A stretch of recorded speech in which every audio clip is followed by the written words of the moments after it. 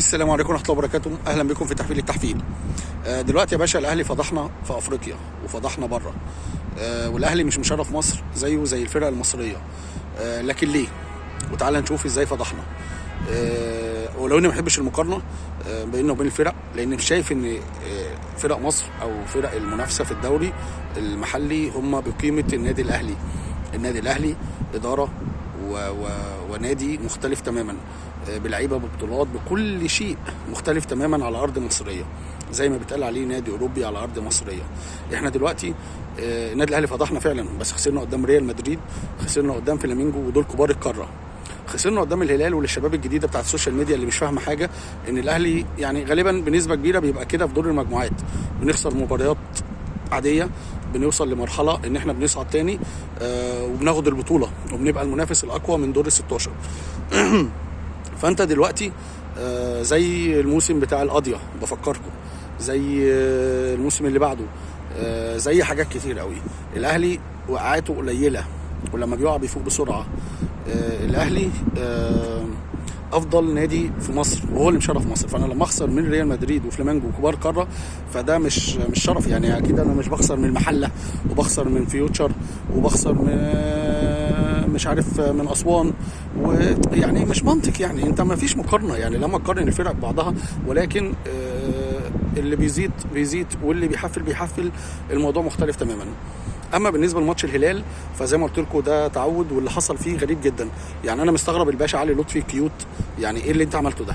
وليه مش الرد؟ بغض النظر عن عقوبات ايقاف او انت توقف، يعني يحصل لك ايقاف، ايه اللي انت عملته ده يا باشا؟ ده حسام حسن في ليبيا شد الآلي وكان من العسكري وكان هيدور الضرب فيك يا منطقه. يعني الكلام ده مش صح. مواقف كتير قوي الاهلي ما بيسكتش فيها، ولعبتنا رجاله. فانت اللي عملته ده بصراحه مش ادب ولا اخلاق. انا مش بعتبره ادب واخلاق ان انت يحصل لك كده او يسيب حقك الضربه بالطريقه دي وتضرب ورا وتسيبهم وتمشي. الموضوع صعب قوي يعني بصراحه، مش شايفه ده كيوت وحاجه كده. وده المشكله الحقيقيه اللي جوه النادي الاهلي، ان الجيل اللي موجود ده جيل السوشيال ميديا، الجيل الطيب. يعني ده ابو تريكه نفسه كان بيجيله يعني هبه ان هو بيسخن على الماتش، بيزعل في قلب الملعب، بيتضايق. ما ينفعش. يعني شناوي مع رغم الخطا اللي بيسيع ويقول لي الشمس ضربه، انت لعبت مش اول مره تلعب الساعه 3. يعني تصريح الشناوي ده تصريح سيء جدا، ان هو يقول له الشمس كانت ضربه في عيني فجالي حمى لحظي. ايه الافتكاسه دي؟ انت اخطات والموضوع يعني رخم. وطول ما احنا عندنا اشباه اللعيبه اللي افضل اقولها من هنا للسنه الجايه، طاهر اللي كان سيء جدا، قفشه كالعاده، عبد القادر، الناس دي يا جماعه مش هي اللي تشيل الاهلي. اي نعم بطولاتهم وادائهم يعني وارقامهم حلوه، ولكن مش هي اللي تشيل الاهلي. يعني الموضوع غريب قوي. تحيه يعني حتى الجيل القديم يا جماعه، جيل عنده حميه منهم. حتى ده فلافيو لسه طالع مع احمد حسام ميدو، يعني بيقول له انت مش محايد. اديها له وش، قال له الاهلي نادي عظيم، الاهلي نادي اوروبي، الاهلي انتوا مش مدين حق الاهلي، انت مش محايد، قال انت زملكاوي، ورزعها له وش. يعني ما كابتن الزمالك تقريبا حماد عبد اللطيف، مش متذكر الاسم بالظبط، او حسين عبد اللطيف حاجه كده، يعني بغض النظر يعني سوري ان الاسم خني، طالع بيشكر في النادي الاهلي وبيقول وده راجل زملكاوي بجد وراجل كويس قوي. يعني يا جماعه هي دي قيمه النادي الاهلي. يعني ايه اللي بيعملوه لاعلامنا والدنيا يعني الموضوع كبير قوي. اما كولر في فرق بينه وبين موسيماني، ودي انا هحضر حلقه بيها. الفروق اللي بين كولر وموسيماني، والاثنين مدربين كبار بصراحه، وتحيه ليهم يعني.